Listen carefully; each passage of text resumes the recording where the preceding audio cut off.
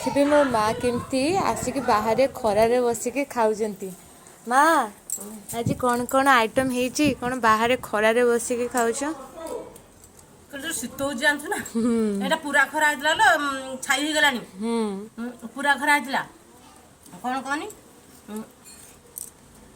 ତା କହିଥାନ୍ତି ଏତେ ଆଇଟମ କର ବୋଲି, କିଣା ଜିନିଷ ହେଇଛି ନା ବାଡି ଜିନିଷ ପରିକା ମୁଁ ଏତେ ଆଇଟମ କରିଦେଇଛି। କଣ କଣ ହେଇଛି ଆଜି ଖାଇବା? ଏଇଟା ଦହି କରଡି ହେଇଛି, ଘୋଳ ଦହି ଥିଲା ତା କରଡି କରିଦେଇଛି ହେଲା।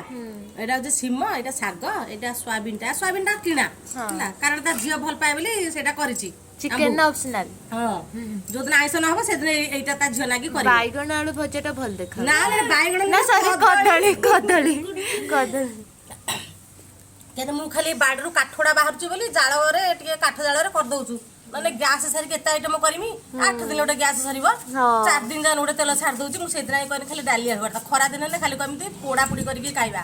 ଆଉ ତେଲ ଏଇନା ଯେତିକି ତେଲ ସାରୁଛି, ଖରା ଦିନେ ପରିବା ଆଉ ନଥିବ ବାଡିରେ, ଖାଲି କେମିତି ଶାଗ ଦଳା ଦଳି, ନହେଲେ ଏଇଆ କହିକିନା ତାକୁ ମାନେ ଖରା ଦିନରେ ଆଉ ତା ଖାଲି ଏଇନା ଯେତିକି ତେଲ ଖାଉଛୁ ଖରା ଦିନ ତେଲ କମେଇମୁ। ହଁ ଏଇଆ କରିମୁ। ଶୀତ ଦିନରେ ହଜମ ହେଇଯାଉଛି। ଏତେ ଆଇଟମ କରିଥାନ୍ତି, ଡାଲି ଆଳୁ ଭର୍ତ୍ତା ତାକୁ ଚଳେଇଥାନ୍ତି, ମୁଁ କମ ଲୋଭିକି। ଖରା ଦିନକୁ ଡାଲି ଆଳୁ ଭର୍ତ୍ତା ବଢିଆ।